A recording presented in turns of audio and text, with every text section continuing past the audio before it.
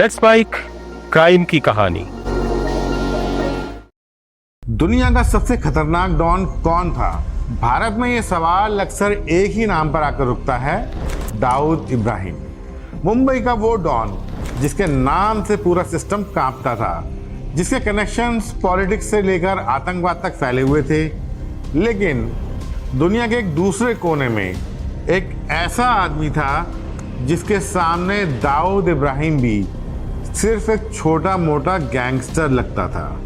ये एक ऐसा डॉन था जिसने अपने देश की सरकार के खिलाफ खुला युद्ध छेड़ दिया था, जिसने वहाँ के जजों को मरवाया, मंत्रियों की हत्या करवाई, प्रेसिडेंशियल कैंडिडेट्स को गोली से भुनवा दिया और यहाँ तक कि एक पूरे पैसेंजर एयरप्लेन को उड़ा दिया। और वो भी सिर्फ इसलिए क्योंकि इसे डर था कि सरकार उसके खिलाफ एक्शन लेने जा सकती है। उस आदमी के पास इतना पैसा था कि उसके लोग नोट गिनते नहीं थे बल्कि उनको तोलते थे। उसकी कमाई इतनी थी कि हर साल करोड़ों डॉलर सिर्फ चूहों द्वारा कुतर दिए जाते थे। उसने अपने लिए एक प्राइवेट जू बनाया हुआ था जिसमें गैंडे, हाथी, जिराफ सब मौजूद थे। लेकिन असली हैरानी की बात ये नहीं थी। असली हैरानी की बात ये थी कि ये आदमी सिर्फ अंडरवर्ल्ड ही नहीं चला रहा था, बल्कि धीरे धीरे इसने पूरे कोलंबिया को अपने कंट्रोल में कर लिया था। पुलिस, जजेस, पॉलिटिशियंस, जर्नलिस्ट, ये सब उसके लिए काम करते थे। या तो ये उसके लिए काम करते थे या फिर ये लोग मारे जाते थे। उसका सिर्फ एक ही रूल था, प्लाटा ओ प्लोमो, यानी या तो चांदी ले लो या फिर गोली। और हैरानी की बात यह है दोस्तों कि लाखों लोग उसे विलन नहीं समझते थे बल्कि उसे मसीहा समझते थे। जब वो मरा तो उसके फ्यूनरल में लगभग 25,000 लोग आए थे। लेकिन सवाल ये है कि एक मामूली सा मिडिल क्लास का लड़का आखिर कैसे दुनिया का सबसे अमीर और सबसे खतरनाक और सबसे पावरफुल ड्रग लॉर्ड बन गया। हैरानी की बात यह है कि कैसे एक आदमी ने America, Colombia, DEA, CIA, politicians, अलग अलग राइवल कार्टल्स सबको एक साथ चैलेंज कर दिया। और आखिर क्यों कोलंबिया की सरकार को इस क्रिमिनल के सामने घुटने टेकने पड़े? आज के एपिसोड में हम जानेंगे पैब्लो एस्कोबार की कहानी।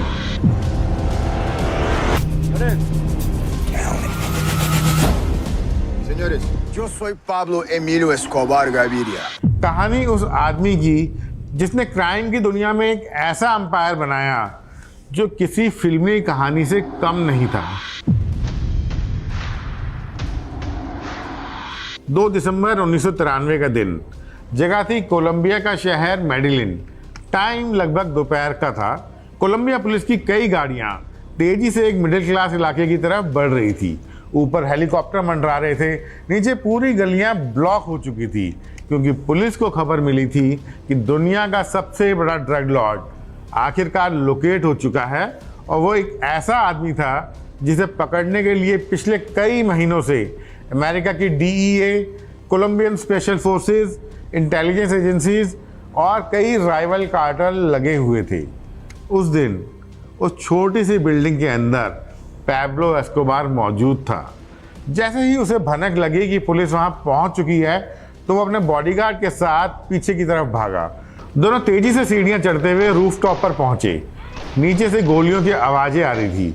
पूरा इलाका गोलियों की आवाज से गूंज रहा था। और फिर दुनिया का सबसे पावरफुल क्रिमिनल, करोड़ों डॉलर का मालिक, नंगे पांव मेडलिन की छतों पर भाग रहा था।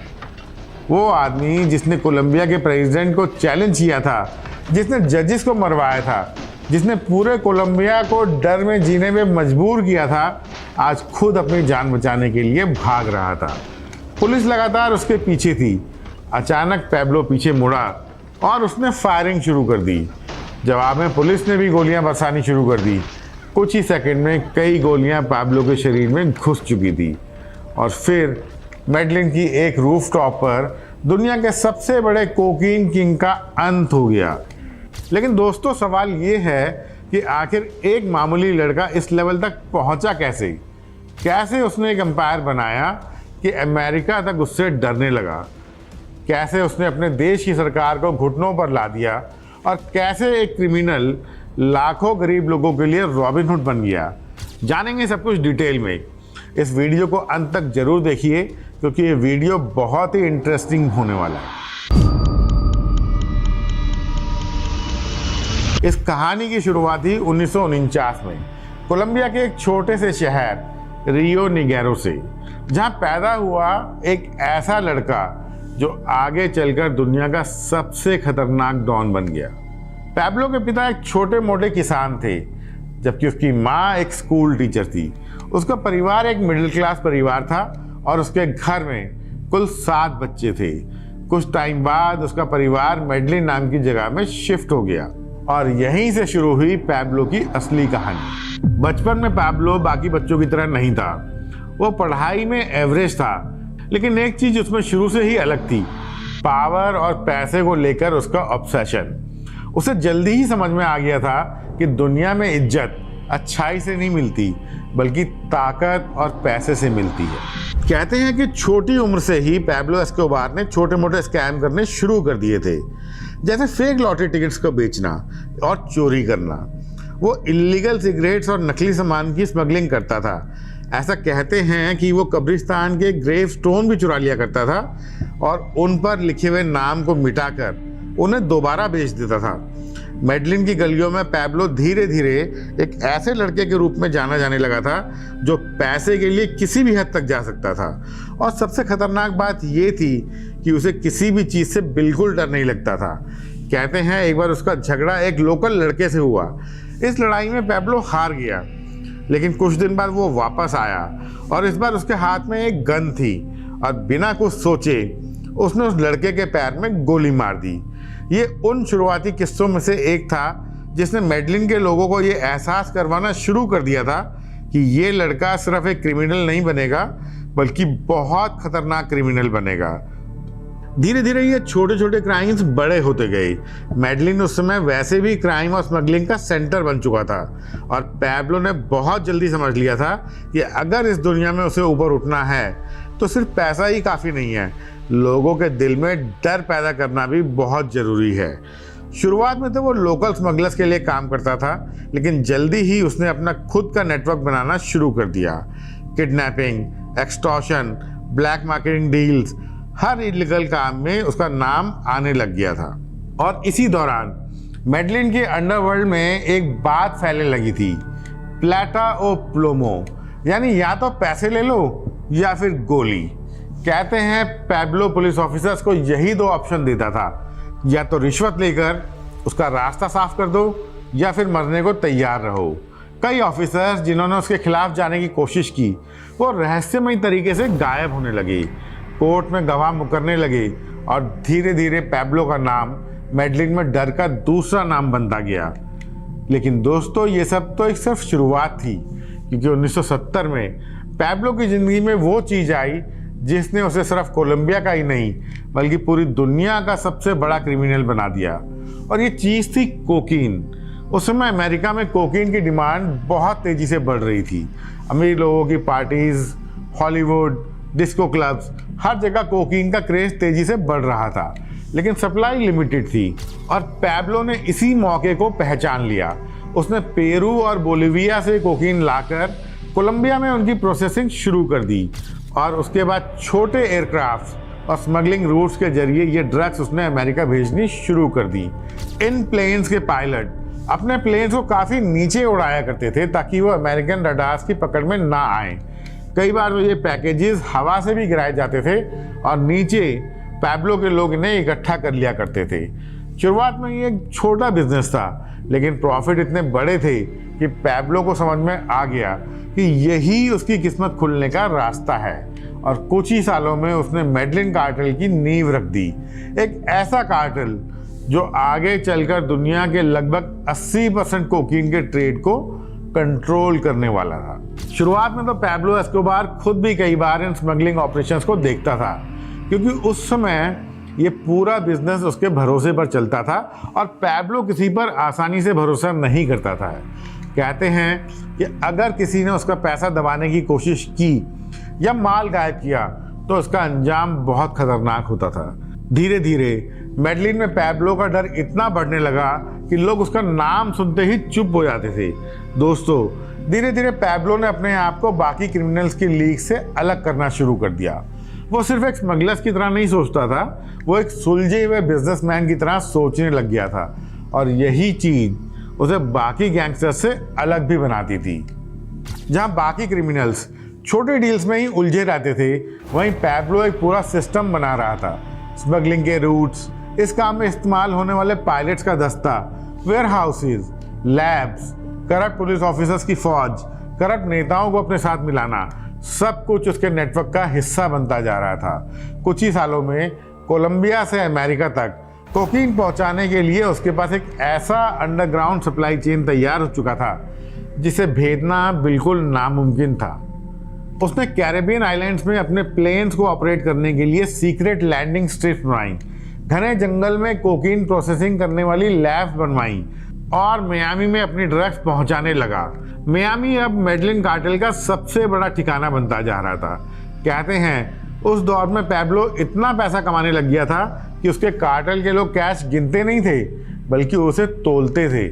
उसके भाई रोबर्टो के मुताबिक कार्टेल हर महीने हजारों डॉलर्स तो सिर्फ रबर बैंड खरीदने के लिए खर्च करता था ताकि नोटों को बंडल से बांधा जा सके, लेकिन फिर भी इतना पैसा बच जाता था कि उसका बड़ा हिस्सा वेयर हाउस में पड़े पड़े खराब हो जाता था। कहते हैं कि हर साल करोड़ों डॉलर सिर्फ चूहे कुतरने और नमी की वजह से बर्बाद हो जाते थे, लेकिन पैब्लो को नुकसान की कोई चिंता नहीं थी। उसके लिए ये कोई मायने नहीं रखता था क्योंकि अब पैसा उसके लिए सिर्फ लग्जरी नहीं था, पावर थी और वो इस पावर को खुलकर दिखाना चाहता था। उसने मेडलिन के बाहर अपने लिए एक प्राइवेट राज्य टाइप जगह बनानी शुरू कर दी। उसने कई सौ एकड़ जमीन के ऊपर अपना फार्म हाउस बनाया जिसका नाम था हैसिंडिया नेपल्स। ये कोई साधारण फार्म हाउस नहीं था, यहाँ उसका अपना प्राइवेट एयरपोर्ट था, रेसिंग ट्रैक्स थे, फुटबॉल ग्राउंड थे, लग्जरी कार्स थी, बुल फाइटिंग का एरिना भी था और सबसे शॉकिंग उसका एक प्राइवेट जू भी था जिसमें वहाँ उसने हाथी, गैंडे, जिराफ, ज़ीब्रा, हर तरीके के एग्जॉटिक जानवर रखे हुए थे। कोलंबिया के लोगों ने ऐसा कुछ पहले कभी नहीं देखा था और धीरे धीरे पैब्लो एस्कोबार एक क्रिमिनल कम और किसी फिल्मी कहानी के राजा जैसा ज़्यादा लगने लग गया था। लेकिन दोस्तों, जितनी तेज़ी से उसका साम्राज्य बढ़ रहा था उतनी ही तेज़ी से उसकी ब्रुटैलिटी भी बढ़ रही थी क्योंकि पैब्लो का एक रूल बहुत साफ था, उसके रास्ते में जो आएगा वो जिंदा नहीं बचेगा। वैसे तो ये कार्टेल शुरू होते ही लगभग ख़त्म भी हो गया था। मई 1976 की बात है। पैब्लो और उसके कुछ साथी मेडलिन जा रहे थे कि तभी उन्हें पुलिस ने 18 किलो कोको पेस्ट के साथ पकड़ लिया। ये पैब्लो का कैरियर का पहला बड़ा संकट था और यहीं पर पहली बार कोलंबिया ने पैब्लो एस्कोबार के असली चेहरे को देखा। अरेस्ट होते ही पैब्लो ने सबसे पहले ऑफिसर को रिश्वत देने की कोशिश की, फिर उसने जजेस को खरीदने की कोशिश की, लेकिन जब बात नहीं बनी तब उसने अपना पुराना तरीका अपनाया जो था डर का तरीका। ऐसा कहते हैं कि उसे अरेस्ट करने वाले ऑफिसर्स को रास्ते से हटाने की कोशिश की गई ताकि वो कोर्ट में गवाही न दे सके और धीरे धीरे गवाह भी डरने लगे और लोग पीछे हटने लगे। अथॉरिटीज़ पर प्रेशर पड़ने लगा। आखिरकार उसके ऊपर लगा केस गिरा दिया गया और पैब्लो बाहर आ गया। लेकिन इस इंसिडेंट ने एक चीज़ साफ कर दी, पैब्लो एस्कोबार सिर्फ पैसे से ही नहीं वायलेंस से भी खेलता था। अगर उसे फ़ायदा दिखता था तो वो किसी को भी मरवा सकता था और आने वाले 15 सालों तक यही उसका सबसे बड़ा हथियार बना। जेल से बाहर आने के बाद मेडलिन कार्टेल बहुत तेज़ी से बढ़ने लगा क्योंकि अब अमेरिका में कोकीन की डिमांड इतनी ज़्यादा थी कि उस वक्त उसकी भरपाई या पूर्ति करना पॉसिबल नहीं था। और इसी दौरान पैब्लो के नेटवर्क में दो ऐसे लोग जुड़ गए जिन्होंने इस पूरे कोकीन ट्रेड का गेम ही बदल दिया। इनके नाम थे कार्लोस लैडर और जॉर्ज जंग। कार्लोस लैडर एक जर्मन कोलंबियन स्मगलर था जबकि जॉर्ज जंग अमेरिका का रहने वाला था। दोनों पहले मारिजुआना की स्मगलिंग किया करते थे, लेकिन जेल में रहते हुए उन्होंने कोकीन स्मगलिंग का एक नया प्लान बनाया। अमेरिका के पड़ोस में कैरेबियन रूट्स के जरिए कोलंबिया से अमेरिका तक कोकीन पहुंचाने का नया रूट। और जब ये लोग पैब्लो के नेटवर्क से जुड़े तब मेडलिन कार्टेल सच में इंटरनेशनल कार्टेल बन गया।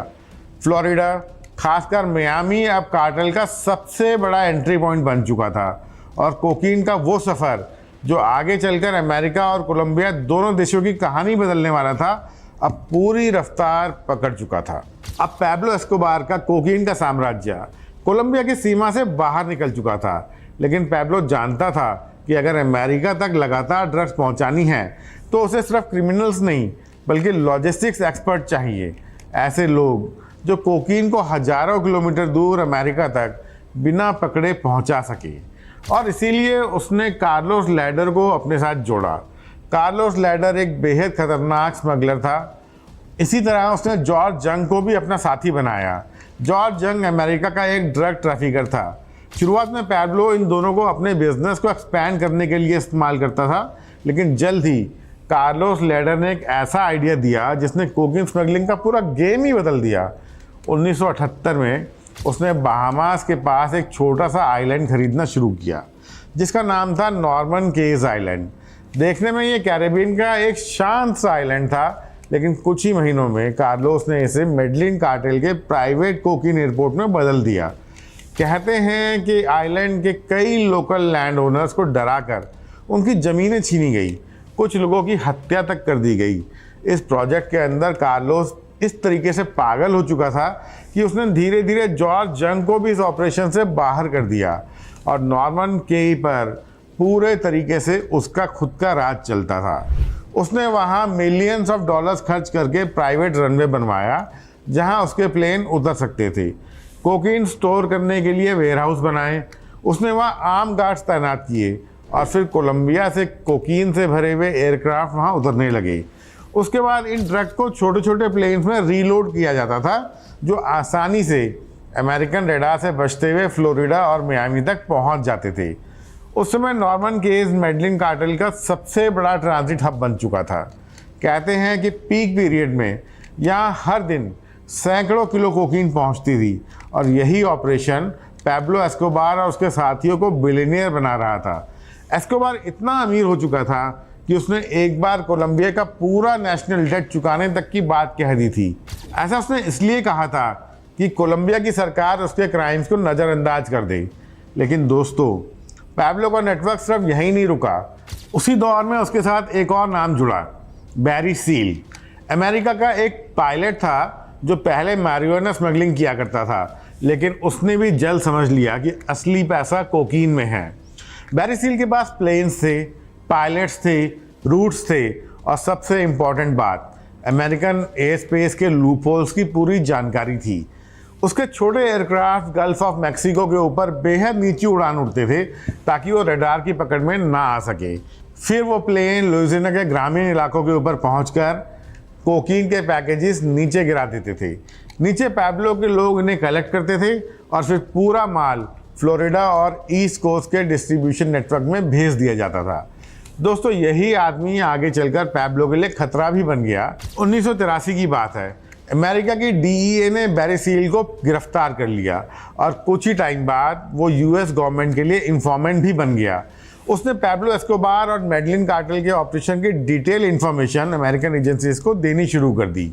लेकिन जब पैब्लो को इस गद्दारी के बारे में पता चला तो उसने वही किया जो वो हमेशा करता था। 1986 में बैरी सील की हत्या करवा दी गई क्योंकि पैब्लो की किताब में गद्दारी की सिर्फ एक ही सज़ा थी, सजाए मौत। लेकिन दोस्तों, दूसरी तरफ पैब्लो एस्कोबार अब किसी राजा की तरह जीने लगा था। कोकीन के पैसों से उसने कोलंबिया में अपनी एक प्राइवेट जागीर बनानी शुरू कर दी थी। उसकी प्राइवेट जागीर लगभग 20 स्क्वायर किलोमीटर में फैली एक जगह थी। ये जगह किसी गैंगस्टर का फार्म हाउस कम और किसी राजा का महल ज़्यादा लगती थी। ये एक स्पेनिश स्टाइल का मैंशन था। इस जगह पर स्कल्पचर्स पार्क थे, स्विमिंग पूल्स थे, रेसिंग ट्रैक्स थे, बुल फाइटिंग अरीना था और सबसे शॉकिंग, यहाँ एक प्राइवेट जू भी था जिसमें गैंडे, हाथी, जिराफ, ऑस्ट्रिच, ज़ीब्रा जैसे एक्सोटिक जानवर रखे हुए थे। पैब्लो को ये खास तौर पर हिप्पो यानी कि गेंडे बहुत पसंद थे। उसके गैराज में लग्जरी कार्स और विंटेज मोटरसाइकिल्स की लाइन लगा करती थी। हेलीकॉप्टर्स के लिए लैंडिंग पैड्स थे, प्राइवेट एयरपोर्ट था और यहाँ तक कि वो वहाँ एक ग्रीक स्टाइल एक्रोपोलिस तक बनवाना चाहता था। लेकिन दोस्तों, ये सिर्फ उसकी अकेली प्राइवेट प्रॉपर्टी नहीं थी। इसके अलावा उसके पास मियामी बीच में एक बड़ा पिंक मैंशन था। कैरिबियन आइलैंड्स में प्राइवेट स्टेट्स थे और कोलंबिया भर में कार्टेल की सैकड़ों प्रॉपर्टीज फैली हुई थी। लेकिन इन प्रॉपर्टीज का इस्तेमाल सिर्फ रहने के लिए नहीं होता था। यहाँ कार्टेल अपने पैसे छुपा के रखता था, क्योंकि अब मैडलिन कार्टेल इतना पैसा कमा रहा था कि उसे खर्च करना भी मुश्किल होता जा रहा था। कुछ पैसा पनामा के जरिए गोल्ड ट्रेड में लगाया जाता था, लेकिन बाकी का कैश सीक्रेट कंपार्टमेंट्स, दीवारों, फ्लोर या फिर छुपे हुए कमरों में हर जगह छिपाया जाने लगा। कार्टेल ने एक ऐसी मैंशन भी खरीदी जिसकी जकूजी के नीचे एक सीक्रेट तहखाना बनाया हुआ था, जहां मिलियंस ऑफ डॉलर छिपाए गए थे। और सबसे शॉकिंग बात, उस घर में एक गरीब फैमिली को रहने के लिए रखा गया था, जिन्हें ये बिल्कुल भी पता नहीं था कि उनके पैरों के नीचे करोड़ों डॉलर दबे हुए हैं। हैरानी की बात यह है दोस्तों कि पैब्लो की मौत के कई दशकों के बाद भी उसके हिडन कैश की कहानियां खत्म नहीं हुई। 2020 में ही पैब्लो के भतीजे निकोलस एस्कोबार ने दावा किया कि उसे पैब्लो के एक पुराने घर की दीवार के अंदर से लगभग 18 मिलियन डॉलर कैश मिला था। और ये कोई अकेली घटना नहीं थी। कोलंबिया में आज भी कभी कभी पैब्लो एस्कोबार की पुरानी प्रॉपर्टीज से उसके छुपे हुए खजाने की खबरें सामने आती रहती हैं। लेकिन दोस्तों, जितनी तेज़ी से पैब्लो का एम्पायर बढ़ रहा था, उतनी ही तेज़ी से खतरा भी बढ़ रहा था, क्योंकि अब अमेरिका मैडलिन कार्टेल को सिर्फ एक ड्रग स्मगलर की तरह नहीं, बल्कि नेशनल थ्रेट की तरह देखने लगा था। और इसी दौरान पैब्लो एस्कोबार के लिए सबसे बड़ा डर बनकर सामने आया एक्सट्रेडिशन। 1989 में कोलंबिया की सरकार ने अमेरिका के साथ एक ट्रीटी साइन की, जिसके मुताबिक अगर कोलंबियन ड्रग ट्रैफिकर अमेरिका में ड्रग स्मगल करते पकड़े जाते हैं तो उन्हें अमेरिका भेजकर वहाँ ट्रायल किया जा सकता था। शुरुआत में शायद बहुत लोगों ने इस ट्रीटी को सीरियसली नहीं लिया, लेकिन 1982 में जब ये ऑफिशियली लागू हो गई, तब पैब्लो एस्कोबार को पहली बार एहसास हुआ कि उसका अंपायर सच में खतरे में है। क्योंकि कोलंबिया में पैब्लो जजेस खरीद सकता था, पुलिस ऑफिसर्स को रिश्वत दे सकता था, आराम से किसी भी जेल में रह सकता था, या फिर किसी तरह केस को गायब करवा सकता था। लेकिन अगर उसे अमेरिका भेज दिया जाता तो वहाँ से बच निकलना उसके लिए लगभग इम्पॉसिबल था। Maximum security prison, life time imprisonment और पूरी ज़िंदगी सलाखों के पीछे, यही पैब्लो का सबसे बड़ा नाइटमेयर था। और इसी डर ने उसे पहले से भी ज़्यादा वायलेंट बना दिया। 1980 की शुरुआत में पैब्लो एस्कोबार और उसके कार्टेल ने कोलंबिया में टेरर कैंपेन शुरू कर दी। किडनैपिंग्स, मर्डर्स, बॉम्बिंग्स, जजेस को खरीदना, पुलिस ऑफिसर्स, पॉलिटिशियंस, जर्नलिस्ट, जो भी एक्सट्रेडिशन ट्रीटी को सपोर्ट करता था वो टारगेट बन जाता था। कोलंबिया धीरे धीरे फियर स्टेट में बदलने लग गया था। लेकिन दोस्तों, दूसरी तरफ पैब्लो एक और गेम खेल रहा था। वो चाहता था कि कोलंबिया की आम जनता उसे विलन नहीं बल्कि हीरो समझे। और यहीं से पैदा हुई पैब्लो एस्कोबार की रॉबिनहुड इमेज। उस समय कोलंबिया के बहुत से गरीब लोगों को लगता था कि पैब्लो जो कर रहा है उसका नुकसान अमेरिका को हो रहा है, ना कि कोलंबिया को। और पैब्लो ने इसी सोच का फ़ायदा उठाया। उसने मेडलिन के गरीब इलाकों में कैश बांटना शुरू कर दिया। वहाँ घर बनवाए, फुटबॉल स्टेडियम बनवाए, पार्क्स बनवाए, सड़कें बनवाई, यहाँ तक कि कुछ समय के लिए उसने अपनी प्राइवेट एस्टेट की जू को आम लोगों के लिए फ्री कर दिया, ताकि गरीब परिवार के लोग वहाँ आएँ और घूम सकें। और फिर क्रिसमस के समय पैब्लो खुद सेंटा क्लॉज बनकर गरीब बच्चों में गिफ्ट बांटता था। महंगे खिलौने, कपड़े, कैश। मेडलिन की झुग्गियों में रहने वाले हजारों लोग उसे क्रिमिनल नहीं मानते थे, बल्कि वो उसे अपना मसीहा मानने लग गए थे। लोग उसके लिए दुआएं करते थे, उसे प्रोटेक्ट करते थे और कई बार पुलिस को उसकी लोकेशन तक नहीं बताते थे, क्योंकि उनके लिए पैब्लो एस्कोबार सरकार से ज़्यादा उनकी मदद करने वाला आदमी बन चुका था।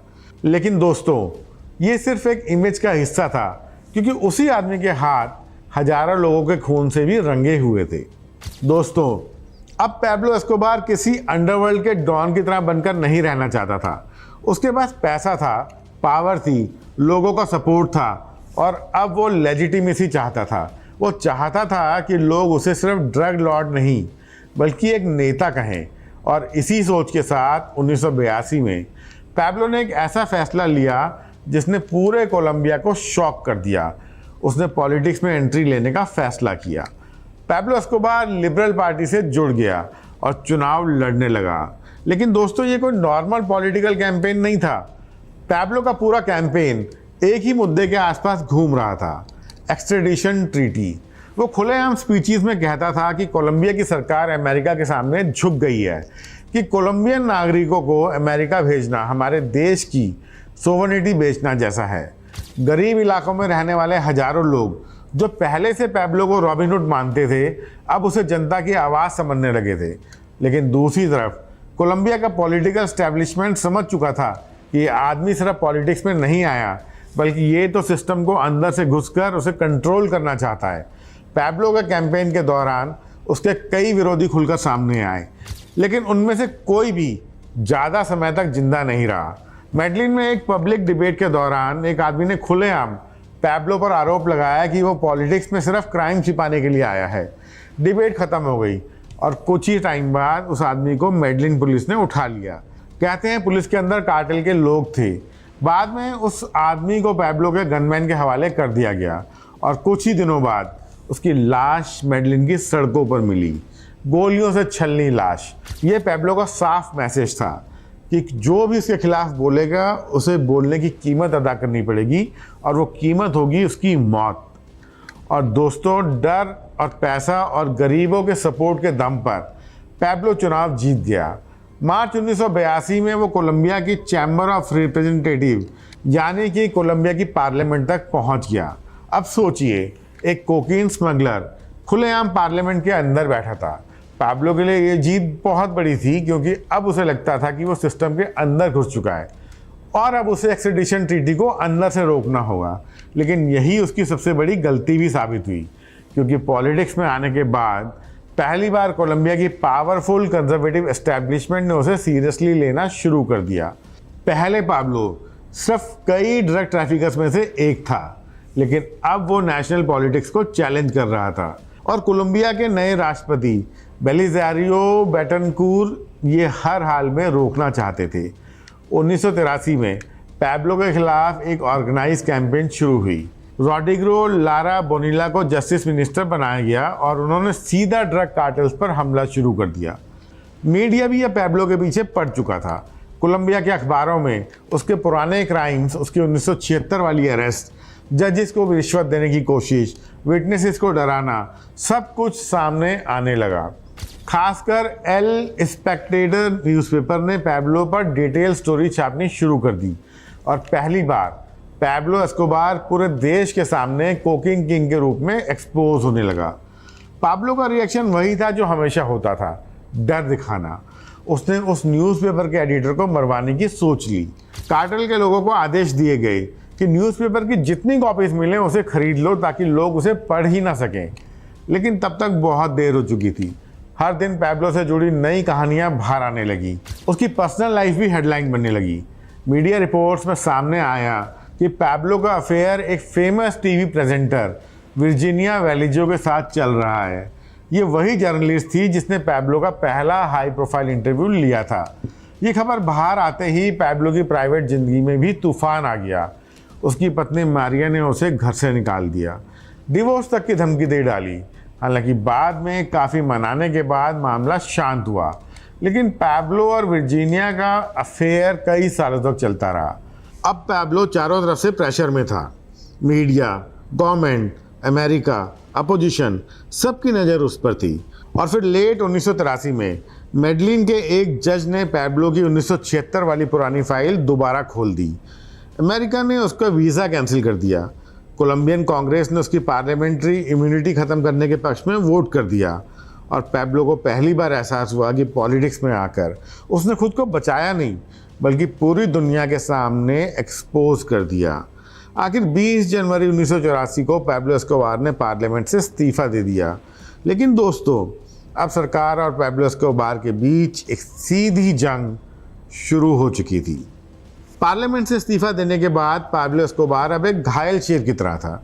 उसे समझ में आ गया था कि अब वो कानून की नज़रों में एक माननीय नेता नहीं है, बल्कि एक मोस्ट वांटेड क्रिमिनल बन चुका था।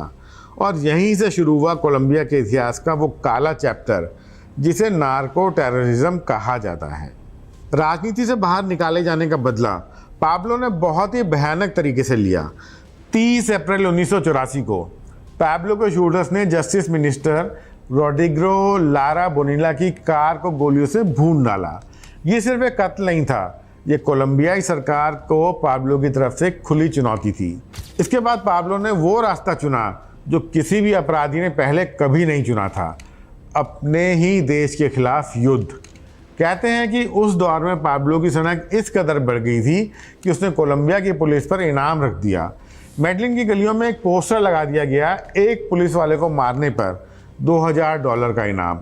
नतीजा ये हुआ कि गरीब लड़कों ने सरेआम पैसों के लिए पुलिस अफसर्स को मारना शुरू कर दिया। पाब्लो का एक और मशहूर किस्सा है। एक बार जब पाब्लो पुलिस से बचने के लिए अपनी फैमिली के साथ पहाड़ों पर एक सीक्रेट ठिकाने में छुपा हुआ था, तो उसकी बेटी को बहुत ठंड लग रही थी। पाब्लो के पास आग लगाने के लिए लकड़ियां नहीं थी, तो उसने अपने उस ठिकाने में पड़े हुए नोटों की गड्डियों निकाला और उनमें आग लगा दी। कहते हैं कि उस एक रात में अपनी बेटी को ठंड से बचाने के लिए उसने $20 लाख यानी कि उस वक्त के करीब 16 करोड़ रुपये जलाकर राख कर दिए। 1985 में पाब्लो ने कुछ ऐसा किया जिसने पूरी दुनिया को हिला कर रख दिया। उसने एक गोरिल्ला ग्रुप M19 को पैसे दिए ताकि वो कोलंबिया के सुप्रीम कोर्ट पर हमला करे। उसका मकसद बिल्कुल साफ था। इस हमले में उसके एक्सट्रेडिशन से जुड़ी उसकी सारी फाइलें जला दी जाएं। उस हमले में 11 जजेस समेत 100 से ज़्यादा लोग मारे गए थे और पाब्लो के खिलाफ जितने भी सबूत मौजूद थे वो सारे उस हमले में जलकर राख हो गए। लेकिन पाब्लो का सबसे क्रूर चेहरा अभी दिखना बाकी था। 1989 में उसे खबर मिली कि राष्ट्रपति पद के उम्मीदवार सीजर गेविरिया एक फ्लाइट एवेंसिया फ्लाइट 203 से जाने वाले हैं। पाब्लो ने उस पूरे के पूरे हवाई जहाज को हवा में बम से उड़ा दिया। इस अटैक में 107 बेगुनाह लोग मारे गए। लेकिन विडंबना देखिए, जिस नेता को मारने के लिए उसने ये धमाका किया, उसने किन्हीं कारणों से लास्ट मिनट में वो फ्लाइट ली ही नहीं। इस तबाही के बाद सरकार ने पाब्लो के सामने सरेंडर का एक ऑफर रखा। पाब्लो ने कहा, मैं सरेंडर करूंगा लेकिन अपनी शर्त पर, मैं अपनी जेल खुद बनाऊंगा। सरकार इतनी मजबूर थी कि वो मान गई और फिर पाब्लो ने अपनी खुद की एक जेल बनाई। कहते हैं ये जेल कम और एक 5 स्टार रिजॉर्ट ज़्यादा थी। इसमें फुटबॉल का मैदान था, कई बार थे, जकूजी थी, यहाँ तक कि एक वाटरफॉल भी था। पाब्लो वहाँ से अपना बिजनेस बेझिझक चला रहा था और जेल के अंदर वो पार्टियां भी करता था। बड़े बड़े फुटबॉलर्स को मैच खेलने के लिए बुलाता था और अपने दुश्मनों को भी जेल के अंदर बुलाकर उनकी हत्या करवा देता था। जब सरकार को पता चला कि पाब्लो जेल के अंदर से भी कत्ल करवा रहा है, तो उसने उसे दूसरी जेल में शिफ्ट करने का फैसला कर लिया। लेकिन पाब्लो को उसकी भनक लग गई और वो रात के अंधेरे में अपनी बनाई जेल से भाग निकला। अब पाब्लो के दुश्मन बढ़ चुके थे। एक तरफ अमेरिका की DEA और कोलंबिया की स्पेशल फोर्सेस थी, तो दूसरी तरफ लॉस पेपेस नाम का एक ग्रुप। इस ग्रुप में वो लोग शामिल थे जिनके परिवार वालों को पाब्लो ने मरवाया था। पाब्लो अब चूहे की तरह एक घर से दूसरे घर में छिप रहा था, लेकिन उसकी सबसे बड़ी कमजोरी थी उसका परिवार। दिसंबर 1993 को पाब्लो ने अपने बेटे युआन पाब्लो से फ़ोन पर काफ़ी देर तक बात की। ये उसकी ज़िंदगी की आखिरी गलती थी। कोलंबिया स्पेशल फोर्सेस ने रेडियो सिग्नल्स के जरिए उसकी लोकेशन ट्रैक कर ली थी। इसके बाद की कहानी तो आप जानते ही हो दोस्तों। मेडलिन की उन छतों पर नंगे पांव भागता वो माफिया किंग और उसका पीछा करती हुई पुलिस, जो कभी दुनिया को डराता था वो आज खुद मौत से डर रहा था। वहीं छत पर मुठभेड़ हुई और एक गोली उसके कान के पास लगी और पाब्लो एस्कोबार का अंत हो गया। पाब्लो की मौत के बाद उसके जनाजे में लगभग 25,000 लोग आए। कई गरीबों के लिए वो आज भी एक संत है जिसकी फ़ोटो लोग अपने घरों में लगाते हैं। लेकिन इतिहास उसे एक ऐसे राक्षस के रूप में याद करता है जिसने अपने फ़ायदे के लिए हजारों बेगुनाह कोलंबियाई लोगों का खून बहाया हो। पाब्लो एस्कोबार अक्सर कहता था, मैं एक अच्छा इंसान नहीं हूँ, लेकिन मैं एक बुरा इंसान भी नहीं हूँ। पर हकीकत ये थी कि वो एक ऐसा इंसान था जिसने ताकत और पैसे के नशे में एक हंसते खेलते देश को नर्क बना दिया था। तो दोस्तों ये थी कहानी king of cocaine Pablo Escobar की। आपको क्या लगता है, क्या वो सच में गरीबों का मसीहा था या सिर्फ एक शातिर अपराधी? कमेंट्स में ज़रूर बताइएगा। आज का एपिसोड यहीं ख़त्म करते हैं। मिलता हूँ आपसे एक और एपिसोड में नई कहानी के साथ। तब तक आप अपना ख्याल रखिए। नमस्कार और जय Hind.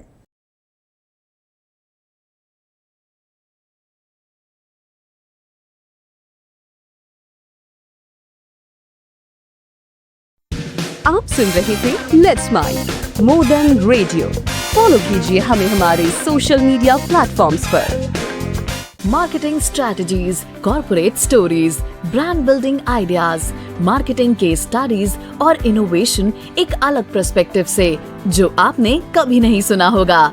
Let's mic more than radio लेकर आ रहे हैं एक ऐसा ही unique show for all marketing aspirants, professionals, startups and entrepreneurs every Saturday at 11 a.m.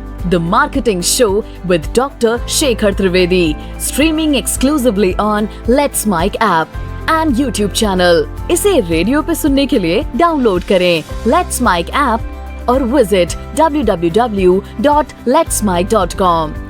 Let's Mic अब खबरें रेडियो ऐप पे। ये है मोर देन रेडियो।